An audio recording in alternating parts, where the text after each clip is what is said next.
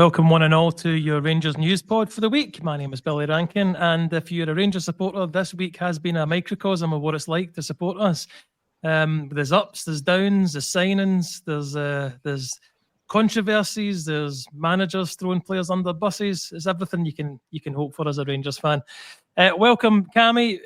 Good to be on with you again, mate. Not been on with you since last season, and it was fantastic to meet you in person the other night there. How are you today?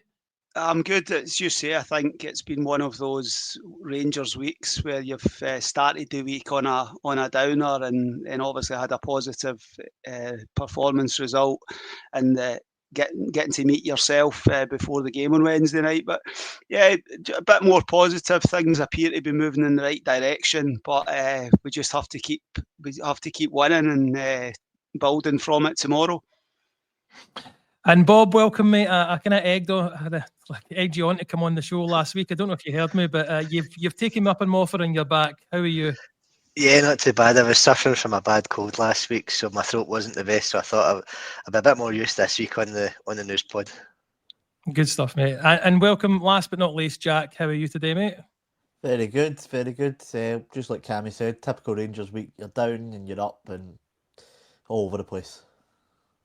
Well, we'll go through it. I guess me and Cammy were talking just before you two appeared about is there really a lot to talk about this week in the news-wise, and I think that there probably is actually. But feel free to drop in anything that we miss. Cammy, I'll start with you. We made a signing this week, so I'm going to start with that because not only did it have an immediate impact, it was also quite an exciting signing. So that's Oliver Antman. Just looking at his highlight reels and looking at his stats, he had a great season last season, always involved in the goals or either himself in scoring or setting them up. What was your feelings when we announced midweek that he had signed? I think it's a signing. Obviously, Czerny had left, had been a big contributor on that side of the park. So I think it was the number one position that needed to be filled as quickly as possible. So exciting. More of a right winger that goes on the outside, can cut the ball back. You know, just the assist king, I think he was last season in Eredivisie. So came with a good reputation, managed to get all his IKEA furniture built really, really quickly to allow him to play on Wednesday night, which was good.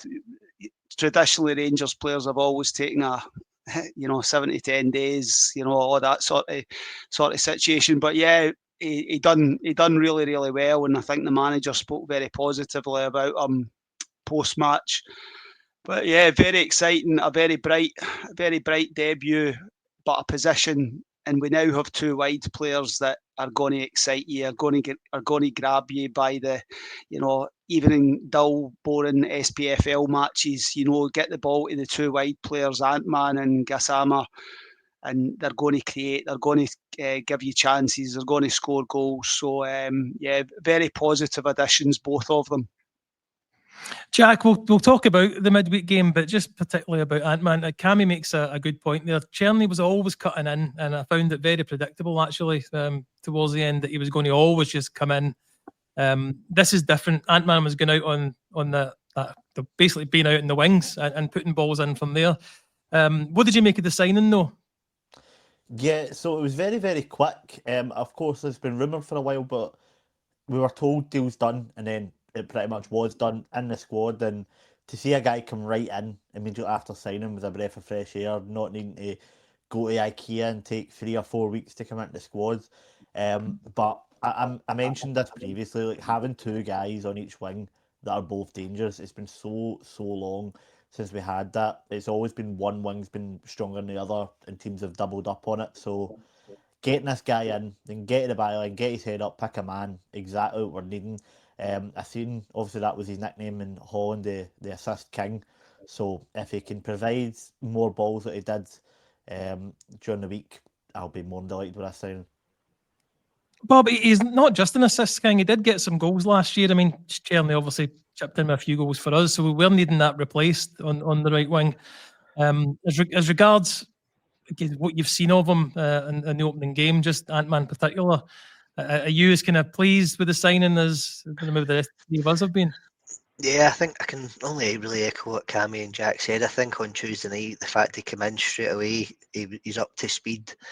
Didn't seem to take any time to settle. He was driving down the byline from the first minute till he came off. Kind of later on in the second half. I think it's just really positive that we can see on both sides that we both we have two wingers in our team, neither of which are a loan signing. I know there's been some mention of that in our chat during the week, but these guys are ours now. We don't have to fall in love with at least a wing loan player. I know that there's been a few folks saying about Giga at centre back, but these two guys look really exciting, really young. Again, we've got them in for a nominal, value. Their potential to gain as profit financially is massive, especially in the last few games. I know we look specifically at that man in one game, but he certainly looks if he's repaid the 3 or 4 million that we've laid out for him, and obviously Gassama on the other side through the previous qualifiers. So yeah, really positive and looking forward to seeing what they can bring us this season. Cammy, will you want to come back in on that? It was just Bob touched on it there. The fee for the two of them is good business. We are 99% certain of being in the playoff round, and there's obviously guaranteed income from that. So effectively, the guaranteed income from making the playoff round has been paid for. Has effectively paid for the two signings, but I just think it shows. For too long, Rangers our recruitment has been all over the place. There's actually I don't think you can question really any of the signings. I know it is very, very early, but they all look positive and they're all being brought in with a specific purpose. And the way that the manager is wanting us to play, it's not just. I know we'll probably touch on square pegs, round holes, and all that sort of stuff from last week. But I think when everybody is available, everybody's playing a certain position is going to have a defined role and the expectation. So you're not signing a player and asking them to do something. Rangers, for as long as I can remember, have just signed players. I'll go back, Alexei Mikhailchenko way back in the 90s.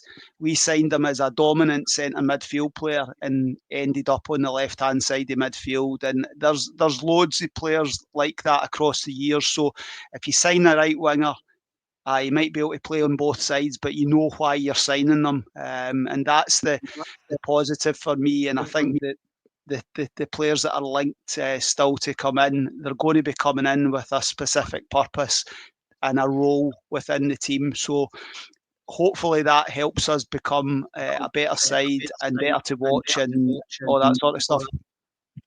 Cammy, I'll stay with you though, because I wanted to ask your opinion on where do you think this leaves the signing of Mikey Moore, because he obviously came here to play as well, and that's the same position, I believe, in right wing. I think left. What I saw of him, he was more of a left-sided. Is that player. Right? Yeah, left-sided. So I think the manager said when he was talking about the players that missed out on Wednesday night that we're going to have European football to the end of January. You might find Gassama and Moore. Gassama maybe plays on the Wednesday or the Thursday night, and Mikey Moore plays on the Sunday or Saturday or whatever. We hope it's obviously Saturday and we're in the Champions League, but I think it'll be a bit of rotation. I think he can play as a 10. We've got players that can do, but I think you have to have ideally 2 right wingers, 2 left wingers. I still think we're maybe Oscar Cortez would ideally be backup for both sides, but I think they're obviously trying to build him up slowly. But we've committed a lot of money to Oscar Cortez, so he certainly should be able to provide additional backup. But Mikey Moore is going to get games. I think he's going to get far more games and opportunities with Rangers than he would have if he'd stayed at Spurs. Yeah, Jack, that's a good point that Cammy brings up, Oscar Cortez as well, because we really need him to either play enough that we can sell him on, or play enough that he's actually kind of undroppable in that kind of way, that he's actually impacting the games from week to week. I mean, Ant-Man obviously has done well in that opening game. the gas man's done pretty well in his opening few games. They, on paper, they're now a first pick for me. But what do you think of Cortez coming back? I mean, he started off really well. I know it's a long time ago now, 18 months ago. He came It was like in, a long time. Yeah, looked very promising, and obviously got the injury, and he's never really managed to find an extended run of fitness again since. So it's a weird one. I don't think Martin seems to fancy him too much by the amount of game time he's got. I think Martin, when he came in, was told, we've committed this money, you need to try and make it work. But if his heart's not in it, he's not going to see him as a starter. But hopefully he can show something in training, and then the cameos he will get, they can see him become an option for us. I mean, Cammy's right, you're going to need 4, 5, maybe even 6 options across the 2 wings across a season. You've seen that with successful teams in the past. Gerrard's team, he had how many options playing those 2 roles behind Morelos? You need guys that are going to, give you options and, commit 5, 10 goals across the park. But Cortez, I'm not sure. I hope I'm wrong, but I've just not seen enough since he came back from injury to suggest he's going to be anything more than a bit part player. I imagine him and Moore will both come in for the game against Alloa. Maybe if they can get their confidence up, get a couple of goals, we'll see if it goes from there. Yeah, and Bob, on the kind of winger situation, if Cortez had to at least be a decent enough player to be an option week to week, is that enough? Have we got enough with Gassama, Ant-Man, Moore and Cortez in these positions, do you think? I think so. I mean, unless as kind of Cammy touched on, we're more or less guaranteed the playoff round for the Champions League. If we were to ultimately make it through to the group phase, then obviously there'll be more money involved. They may look to go after Raksaki, which I know that we've been rumoured to be looking at. I think at the moment the 4 that we have brought in look decent enough over the course of the season. You're going to have rotation. Russell Martin's mentioned it pretty much in every press conference that everyone in the squad will be needed. Hence why he's running slightly high in terms of numbers. But yeah, I mean, you're looking at the first choice being probably Gassama and Ant-Man. Cortez and Moore will probably look to fill the gaps, either in the league games or in the cup games. I'm sure they'll be wanting to fight for the place. Cortez obviously has got a point to prove after the last 2 years have been out injured. I'm really surprised that he's maybe not made the impression that we all thought he was going to make initially. So I'm really hoping that he gets some game time. Just kind of as Jack and Cammy touched on, if he can get some minutes, if he maybe gets 70, 80 minutes against Alloa, hopefully can put on a good performance and force himself back into the manager's thoughts for the the games that we've got coming up, kind of thick and fast between the European games and obviously the games in the league, which obviously don't get any easier the longer into the season we go. And there's a few comments there about Bayrami. Where do you think that leaves him? Do you think he has to kind of go? For me personally, he could probably be looked at as maybe another alternative for the 10 role between himself, Dio, probably Moore, and Asgard when Asgard comes back. I'm really looking forward to seeing what he's like. So again, there's a lot of hype around him coming in. Being the age that he is, again, it's tough. It does seem like Bayrami does have a role to play. He's only maybe getting the last kind of 10, 15 minutes in games at the moment. But again, it's up to him to go and force himself into the manager's plans. I think if it comes to it and they know that Asgard isn't going to be robust enough for the season, then you probably keep hold of Bayrami after the 1st of September. I think that's probably going to be the tough call that will probably run till the end of the transfer window anyway. Cammy, we'll touch on the European game first out of the 2 games for this week. The manager said after the game that he doesn't drop players come in and out because it's such a big squad and everything's rotated. But there's no getting away from the fact that looked like 4 players had been dropped on Wednesday night. Do you agree with that, or do you agree with the manager? No, listen, Russell Martin speaks very well. He's a good speaker in these situations, and that's what you would. It's good politicians speak, to be perfectly honest with you. But there had to be consequences for the comments that he made after the match, and from what I can gather, to the players, he didn't tell the players, the media, anything that he didn't tell the players to their face. So I think as a support, I think a lot of us were quite. It's going to be interesting to see him back up. Can he back up his comments? So I was 100% happy when those changes were made. They are dropped. Ultimately, all 4 players weren't playing. I think probably another couple could have been part of it, but I think they were the 4 changes that I think were most likely. It's up to them. He's said often enough, what's happened before doesn't matter. It's what you do now. Tav's been a great player for us across the years. Being a captain, scored 120 goals. Nico was Player of the Year last season. That's past. It's what they do now, and it's positional discipline and all that sort of situation. There's so many.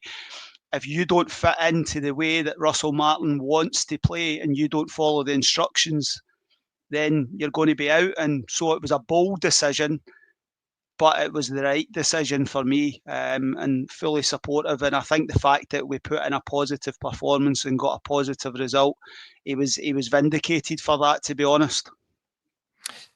Jack, that's sometimes the way it goes. Managers can make these decisions and it comes off, and sometimes it doesn't come off, and then they have to carry the can for that. But the fourth change is obviously Raskin comes out of the team. Tavernier, captain, as Cammy says, comes out of the team. Dowell comes out of the team. I think pretty much the entire fan base was behind that one. Yep. And Danilo comes out of the starting lineup as well for Dessos. Were you surprised, first of all, that there was 4 changes, and would you have wanted more? I think the 4 changes. Don't think of the result, though. Yeah. Just think of before going into the game. I think the 4 changes he made were the ones after Saturday that were most called for. Maybe not the Raskin one, but I think that's more coloured by what he's done previously as to what he did on Saturday. I think if you watch that game back with a level head, no, tinted glasses on, that's the 4 players that should have been pulled out. You can maybe make a case for Max Aarons coming out, but I think his issues have been because he's on the wrong side.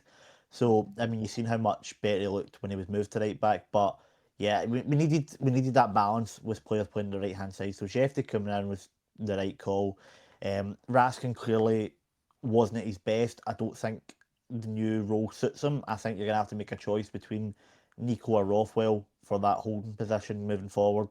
I don't think you can shoehorn both in, which I don't see Nico want to play a rotation option, so that may see him leave in the next couple of weeks. But based on his performance on Saturday, it was time for him to move out the team.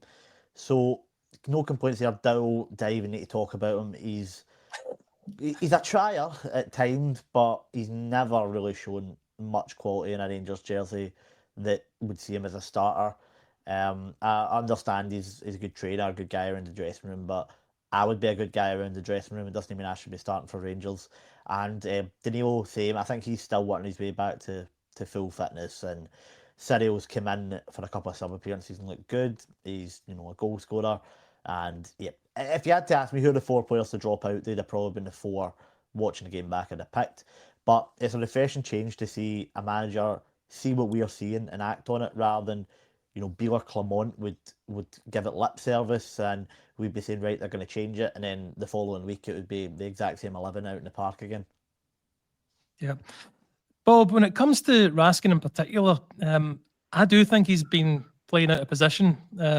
So is it fair to have blamed him for his performance the week before when he's not playing in the position? Because when he did come on Wednesday night, I thought he looked pretty comfortable.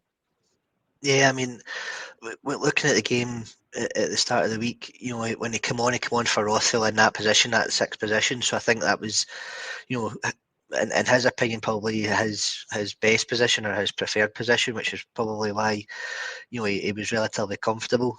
I think the game at the weekend against Motherwell, he's, again, Russell Martin touched on it before the Motherwell game, that he's asking Nico, and they've had obviously discussions on it in terms of what he wants him to do and not want to do. So it's maybe just been a wee bit of fallout from that Nico's been trying to do too much, and Russell Martin's trying to kind of have him strip his role back slightly, because again, under Beale and Clement, he was a bit more box to box. The expectation was for him to kind of go on the ball maybe a lot more than what Russell Martin is looking for him to do at the moment. So valid to a point, Billy. I think the older members of the team, and I say that are the more experienced members of the team, are going to have to really, again, as we've touched on, buy into the way Russell Martin wants to play, the style of play that he's trying to implement. It's extremely clear to see. And as he's put it, if you don't buy in, you'll get left behind, and we'll find another solution for you, whether it's more than likely away from the club. So again, I'd like to see Nico probably vie for that position with Rothwell. Again, obviously Rothwell's come in as the new player, so he's likely going to be the kind of nailed on for that number 6 spot. But again, it's for Raskin to come in and show he's a better 6 than Rothwell and try and force him at the team, and that's what we've been looking for. I mean, not to hark on about it, but myself, you, Cammy, have had many Fridays when we've discussed not having enough depth. I think this is the start of it, to have that depth for actual quality players in a number of positions, fighting it out. That we know that every time the players go in the park, they know that the jersey isn't theirs to be, for 5, 6, 7 games. They have to produce it every single game, and hopefully this is the start of that. This is the kick up the backside. These 4 players in particular, have got to go. You need to put your ego to one side. You're going to play. If you don't play the way I want you to play, to the level that I expect you to play at, you're not going to play the next game. And if they don't want to be here and want to go and drift and do what they want, then that's fine. They can go and find themselves another club. But for me, again, you're trying to keep sentiment out of it and just go, what's the best for the team? And if they've not done it on the Saturday afternoon, that's why they never played Tuesday night. So hopefully they see the error of their ways in a way, and it kicks them on for the rest of the season, and we see that kind of vying for the position. So I'm looking forward to seeing how it kind of pans out, especially up until the end of the window at the end of August. I keep saying Wednesday night. You're right. It was Tuesday night, Bob. Bob, I'm going to stay with you and just reverse back through you. We can give you first dibs on a question this time. I don't want to do a whole match review, but obviously it's important to talk about the game. 3-0 win. Where do you think that leaves us? Cammy just said a minute ago, 99% through. I'm nowhere near as confident as that, I've got to be honest. But where do you think this leaves us at half time? I certainly think they weren't. I wouldn't say they were a bad team. Being there and watching them, they certainly didn't prove as much of a threat as I thought they were. But again, going to the Czech Republic next week will probably be the kind of acid test again. The team have went to Greece and come through that, luckily enough, with a positive result. So, truth be told, I can't see Victoria scoring 3 goals against us on Tuesday night, is it? I think as the return leg. We've been relatively solid at the back. I think that was no more so than Giga's block quite early on in the first half. I think that kind of set us up quite well. So yeah, for me, it was a decent enough game. I didn't feel they really were as I say, as much of a threat as I thought they were going to be. So I'm hopeful that being 3-0 up's kind of, if we can get an early goal on Tuesday night, put the tie to bed, and hopefully we can then kind of just see ourselves through to the playoff round against Salzburg or Club Brugge. Yeah, Jack, and I'll come to you on the game. Are you as confident as Cammy with the 99%, or are you a bit more wary? Because they did look okay going forward. I feel like we also looked good every time we went forward. We looked like we could have scored. So there's a good chance that both of us score away from home, and that probably puts us through if that's the case. Yeah, I'm probably similar to yourself, Billy. I think we'll score. I think we've got enough going forward. We'll at least score 1, and then it's a matter of them scoring at least 4. I don't, as fragile as we have been at times at the back, I don't see Jack Butland getting beat 4 times, especially with Giga in front of them. And if we continue with, the right fullbacks on the right side, I don't think there's any chance we'll concede 4, because I think we'll score at least 1. I'd probably agree with Cammy. I wouldn't quite go at 99%, maybe 90-95% sure we're through to the next round. But I've seen stranger things, but I'm hoping I don't see them on during the week. Yeah, Cam, it would have to be a real big collapse for us to kind of go out now, but I'm just not 99% like Jack is saying there. But what position do you think? You obviously said 99%, and I keep quoting you on that. But the game itself, did you see anything in them that you thought they might take a few goals off us next week? No, I thought Panathinaikos were a better side, to be perfectly honest with you, which is quite insane that the team you play in the second qualifier is better than the team in the third qualifier. But no, I thought we were good. I just think the outballs that we've got, the 2 wide players that I said at the start, I think going away from home, they're going to have to come out and attack us. If we can move the ball quickly in transition, get the ball wide, I think we will definitely score at least 1 across there, and we'll make it to the playoff round. I think Paul's pretty much echoed my thoughts there. I think we'll score away, the more spaces will appear, etc. I didn't want to say 100% because I don't want to be clipped, to be perfectly honest with you, and all that sort of stuff. I don't see us not making the playoff round, to be perfectly honest with you. It's just about being professional, going across there and doing the job, sort of thing. But I didn't think they were great. I thought we nullified them, but I was more concerned against Panathinaikos than I was against Pilsen. So getting through against Panathinaikos, it took a pressure off us. I think these ties are effectively a free hit because you're guaranteed Europa League phase. If we can make the Champions League, brilliant, great income, all that sort of stuff.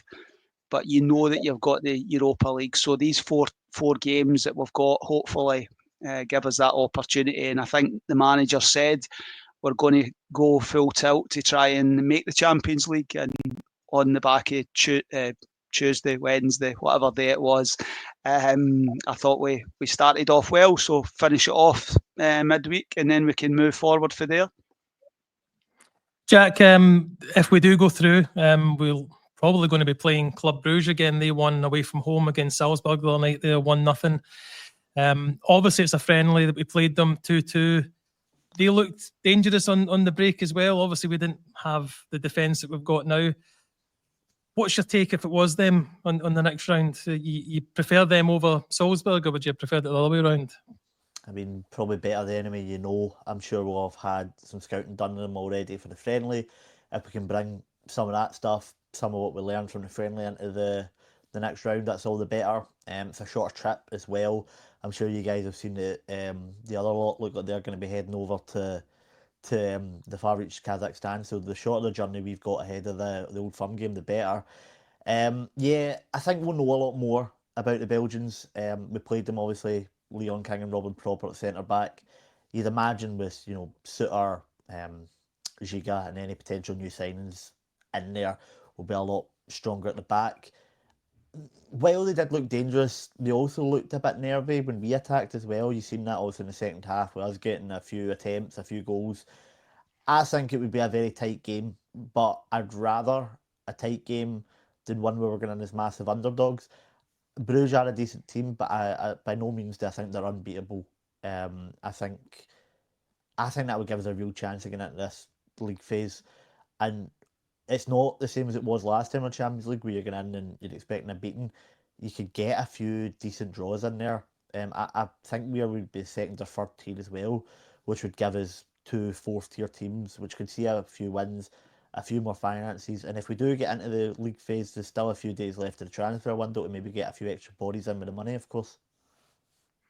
Bob, that is the big difference, isn't it? It's pretty much gone, like, unless you get quite far into Europa League, you're really doubling the money just by qualifying for the Champions League. So I would say that puts us a wee bit ahead of schedule from where I maybe expected us to be if we to make the Champions League. I don't expect us to make it currently, but that's because I'm that kind of fear away.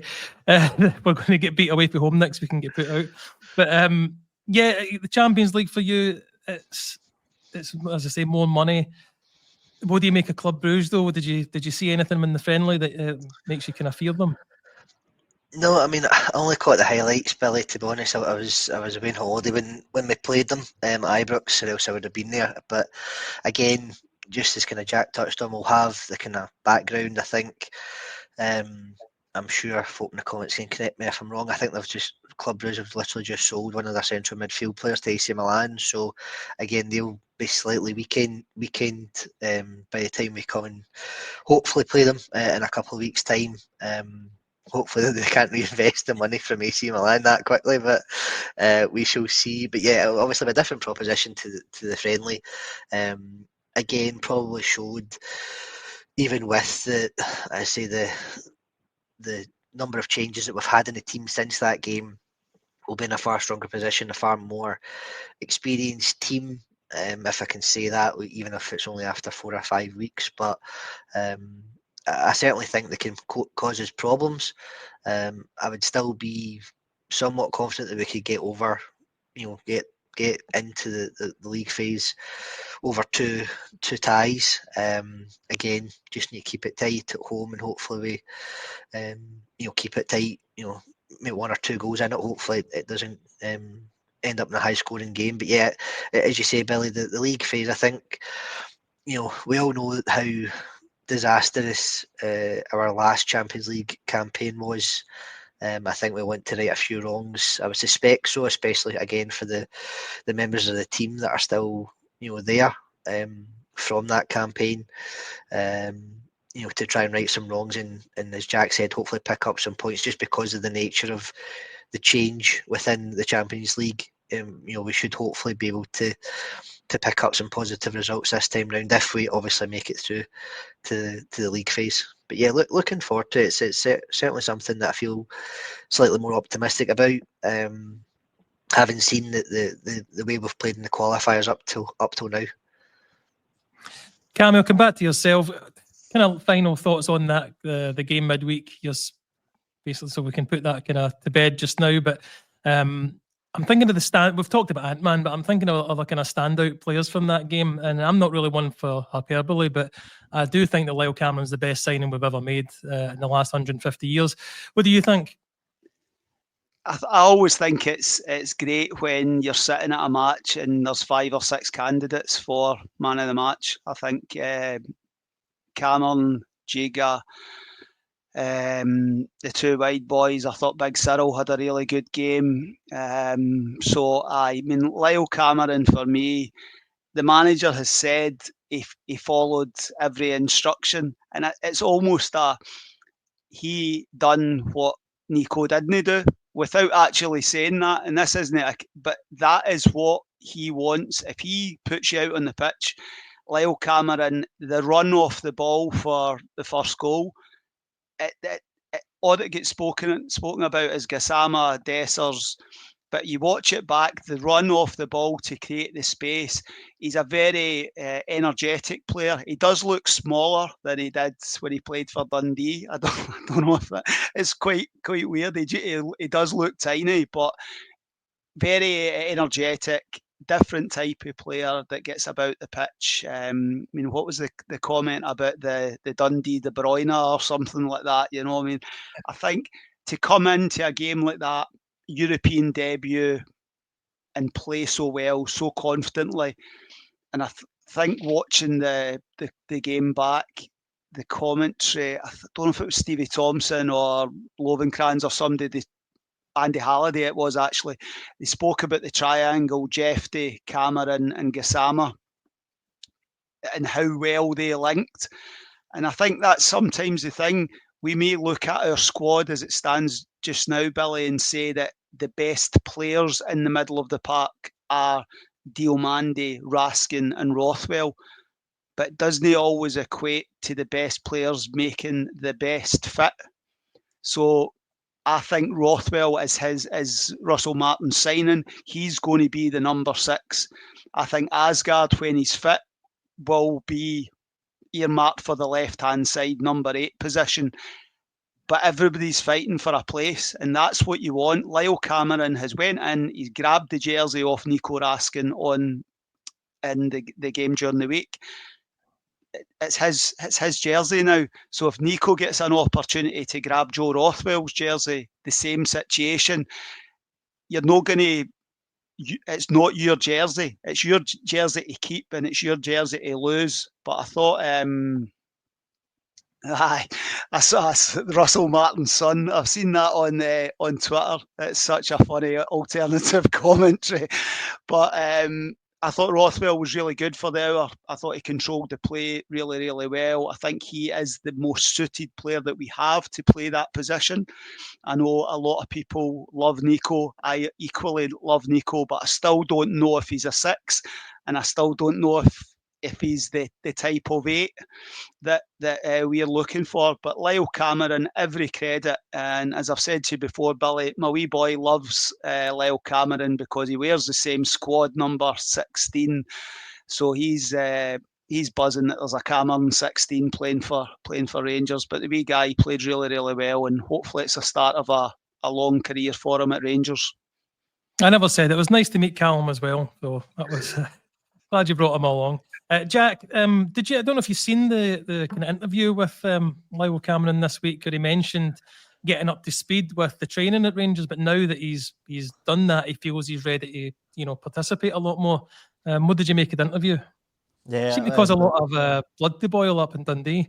Yeah, I've seen the four. It reminded me a bit of, if you remember the Lennon Miller one where he said about being the best player for Scotland. The papers have taken something which is clearly he's not meant it that way and took it that way. He said, I feel like a full-time footballer now. And you know what he means. You know he feels like a proper footballer now. It's 24/7, not just, you got your training, you got your game on the Saturday, it would be at Dundee, and then you're free to kind of roam about for the rest of the week, live your life. You won't have that anymore. You know what Glasgow's like, playing for Rangers. You're not going to get a second where there's no somebody talking to you about the club, what's going on, the way you're playing, etc., etc. But based off his interview, he seems ready for it. He seems to have a good head on his shoulders. Doesn't seem like a boy that's going to kind of let it go to his head. And yeah, I set up, obviously Cammy mentioned, I set up the club deck as well. I kept getting Ant-Man and Cameron confused just from looking down on them. Me too, yeah. Just looking down on them. But no matter which one it was, the two of them played brilliantly. I was really, really impressed with Lyle. I wasn't expecting too much from him. I expected him to be a bit part player, but if he can come in and make contributions like that every week, then yeah, we'll have a great player in our hands. On what he said, I think he spoke well. I think obviously it's been taken a bit out of context, but if Dundee fans are raging, well, I'm not really bothered. They're a club that can't even operate an email account properly, so that's what it is. Bob, there's a comment there. If the money comes in for Raskin, an offer comes in, do you take it? I think it would be difficult not to. I think, again, from the way the new ownership is working, they'll want to be as, say, profitable. Just as Cammy touched on, it's a business at the end of the day. If we can, make a significant profit on Nico Raskin in this window, they're going to take it. There's no room for sentimentality. As much as we all think he's a great player, or he has the potential to be a great player, from what he's shown over the last kind of 6 months, at the end of last season. I think you take that into context, like we've discussed before. That's a good 6 months, or good 3-4 months out of the last kind of 2.5 years. So if he's on form and he's hitting the peak of his value, I certainly wouldn't be against seeing him out the door. Again, it looks as if we're making prudent and quality signings from who we've been linked with and who we've obviously brought in the door over this summer. So I would certainly not be against similar type players getting brought in to further improve the squad as a whole, and not just the midfield. But yeah, I mean, I think he's as we've touched on, Billy, he's a really good player. If he could really, as Cammy touched on, as Jack's touched on, if he could make the position he's on as number 6 and potentially force Russell Martin's son out the out the team, even for a short period of time. It's only going to be a good thing for us as a team moving forward. On the pitch, obviously off the pitch, if it increases his value further, considering he's obviously made his way into the Belgium team, that may be something that he'll be thinking about. Is if he loses his place and isn't a regular starter, he may think he has to move to retain his place for Belgium in the upcoming Euros and World Cup qualifiers. So yeah, I wouldn't be against seeing him out the door if it was I wouldn't say a bad bid. If it was maybe 10 to 15 million. I'm sure folk can debate that in the comment section how much you think he's worth. But if we got that off him, considering we paid again a couple of million for him a couple of years back, it's a good profit for us. Cammy, if I can come back to you on the contract situation when it comes to Nico Raskin, if he doesn't commit himself, is this the summer you sign it? You do sell him? 100%. I've been consistent with that since the back end of last season. His stocks is at the highest it's going to be. 2 years to the end of his contract, under 25. That's what the clubs look for when they're buying players to try to allow them to potentially have a sell on as well.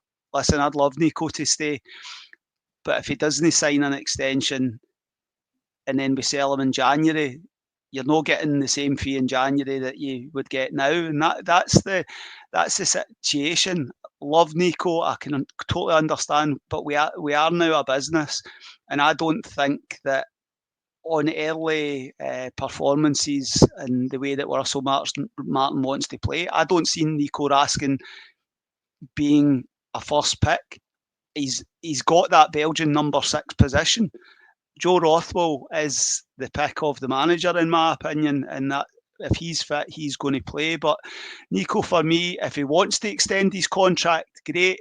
If the manager said about Dessers being the only player that there's been a bid, there's obviously a lot goes on behind the scenes that you're not aware about. You just don't know what conversations have happened. Has an offer been put to Nico and his representative?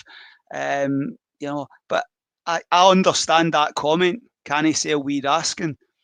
But when as a football club and a business are we going to learn?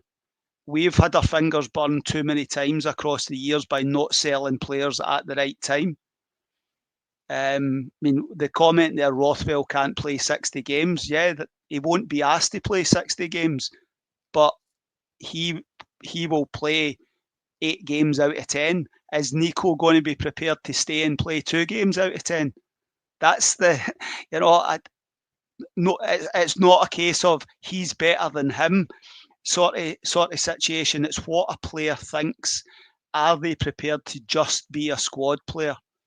So for me, we've got 3 weeks until the window closes. I still will be surprised if Nico Raskin is a Rangers player come the start of September. I still think he'll go.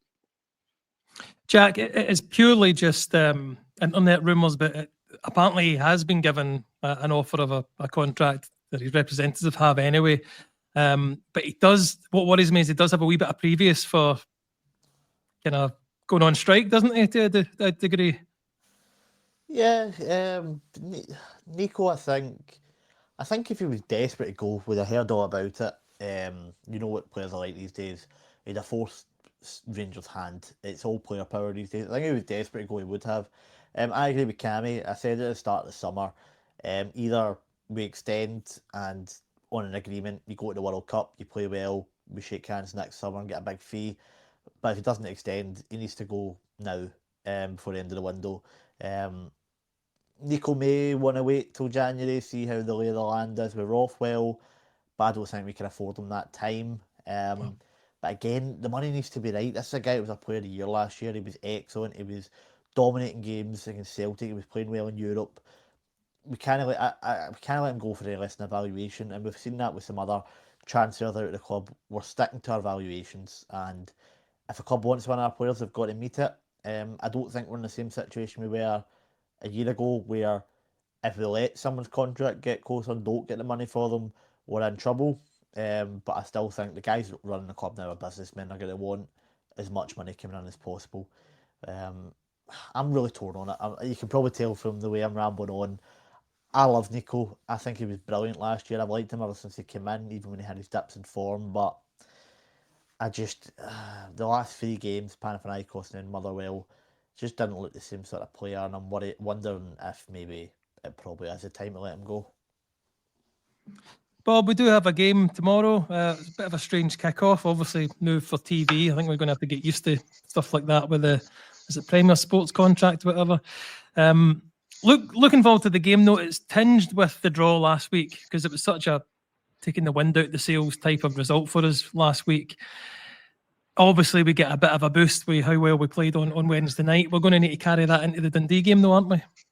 Yeah, no, 100%. I think, as they touched on after, the gaffer's post-match comments on Tuesday night was saying, all the focus now turns to Saturday, and I think they'll have a point to prove whether he goes with a similar team. I certainly think the likelihood is that Tab will come back in if Aaron's is suffering from a dead leg towards the end of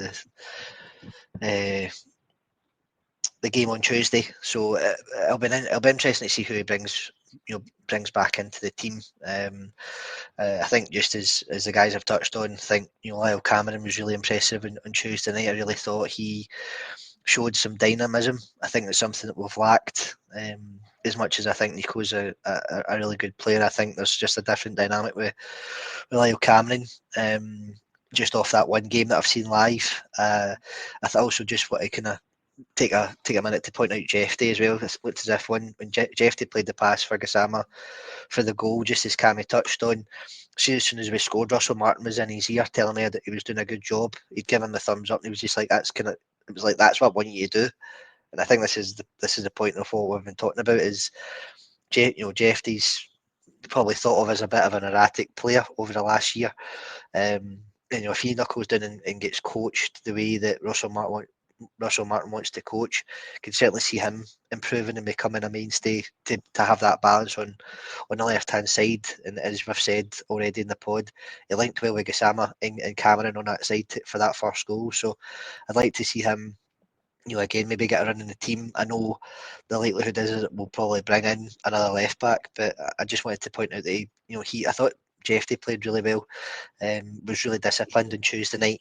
I think that's something that we have to get used to seeing. I think I know there's been a lot of comments about how Aaron's doesn't look that great, but I think the way that Martin wants to play, he's playing as well as he can, both on the right for Aaron's and for the left for Jeffy. I thought they were really disciplined and kind of kept to the role that I think Russell Martin was looking for them to implement on Tuesday night. But yeah, sorry for Saturday's game. For tomorrow's game, I think it'll be a tough one. I think again, obviously the comments from Cameron are going to probably add a bit of extra spice for the game tomorrow. But I certainly think we'll be fired up, especially with the result during the week, and hopefully we can see a positive result into the early evening into Saturday night. Cammy, if we do take the manager from his word and players aren't dropped, then I do expect to see some changes because he's going to bring people in and out. Any changes you think need made? I think personally, if everybody's fit and available, I go with the same starting 11. To be perfectly honest with you, I think you've got the opportunity midweek and then the next weekend you've got the cup tie, so there's opportunity to make changes across those two games. So Saturday I would be going with the same 11 if everybody's fit and available. That would be my preference. We want to bounce back from the disappointment of the late goal at Motherwell last week, and Stephen Presley's under a bit of pressure at Dundee, so hopefully we can score a few goals and apply further pressure. I made a comment that I expected him to be gone by Christmas, and the way that Dundee have started the season, I think he'll do well to see Halloween, to be perfectly honest with you. So fingers crossed we can keep the feel good factor, score a few goals, and put another nail in his P45 basically. Jack, before we finish up, we have been linked with Nobel Mendy from Real Betis. He was due to go to PSV, I believe, and then that's fallen through because of different restrictions on work permits and stuff like that. Reports this morning, though, look like we're not going to be his destination after all. Did you know anything about him? And is this a disappointment to learn that he's probably going to go somewhere else? Just what I've seen online, he didn't play much for the Betis first team, but obviously series linked with PSV, he must have something about him. You've seen obviously the stats online, everything about him, big boy, left-footed defender, looked to fit the profile what we've been looking at. I did say myself earlier that I would like someone more experienced coming in on the left-hand side. I feel we've got Giga on loan, Fernandez are all both younger guys. Suter's obviously right-hand sided as well. I would like, if we're bringing in that left-handed centre-back starter, it to be someone more experienced. I know we were looking at Connor Cody. If we can get someone similar to that, I would be more happier with that than I would be with another young guy coming in as good as it is to develop them on. Fair dues. Well, look, we'll need to kind of finish up there. Cammy, any other news I've not picked up on? No, I think the only thing that I think I'd sort of touched on was the fact that if we make the playoff round, that the St Mirren away match, if the St Mirren away match happens, it'll be Sunday the 24th, but Rangers have applied for the postponement of that. So it was just the guys' thoughts, whether they thought that was the right decision to make, because obviously it then, I can see both sides of the argument, to be honest with you. It's the midweek in between the two playoff round first and second leg, so we're obviously wanting the break to prepare between, but there's also the fact that the other side of the city are going to play their home game, probably get another 3 points on the board. You know, I just wondered what the guys' thoughts were with regard to that. I personally would rather play the game, because I just think this Rangers team at this moment in time needs to play games to build understanding. I'll come to you, Bob. What do you think? Yeah, I think it's a strange one. I know it maybe helps us out long term, but again, as Cammy touched on, I think this early on in the season we shouldn't be that tired or tired getting into games. I think the more games we get under the belt, the quicker an understanding is built up between the majority of players. I know that we've touched on players can come in and out of the team, but the understanding needs to be built up, especially the style of play that we're trying to implement. So I'd definitely like to see the games getting played rather than getting postponed, because again that then leads to potentially fixture pile up and we're having to play 5 games in 7 days, whatever, which we really struggle to do in the best of times. So if we can try and get the games played when they're meant to be played earlier in the season, hopefully it works out better for us in the long run. I know it's not what this provision is, but for me, postponing games is for the end of the season when you're in later rounds of things. That's I tend to think is the more beneficial way of it. Yeah, I think at the moment we need more games.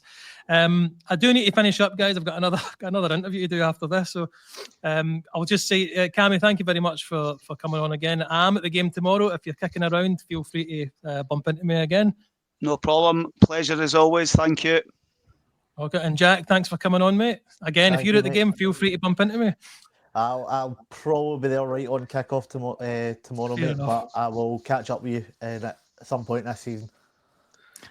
And Bob, mate, thanks for coming on. I didn't know you were on the day, but it's good to see you. Yeah, you too. I'm glad to be back. Hopefully I can make a few more Fridays from now on. Good stuff. Well, I just want to mention our match sponsor, our pod sponsor, offtothematchigo.co.uk. If you head over there and see any of the merch, stick it in your shopping basket and use the code Journal10 to get 10% off. And I'm sure if you do go over there, offtothematchigo.co.uk, you will find something for yourself or a gift. So use the code Journal10 to get that. Well, we'll look forward to the game tomorrow. We will have a pre and post match, obviously, for that. And hopefully we see another good performance. So thank you very much for watching. And every night is the Rangers Journal night. Good night.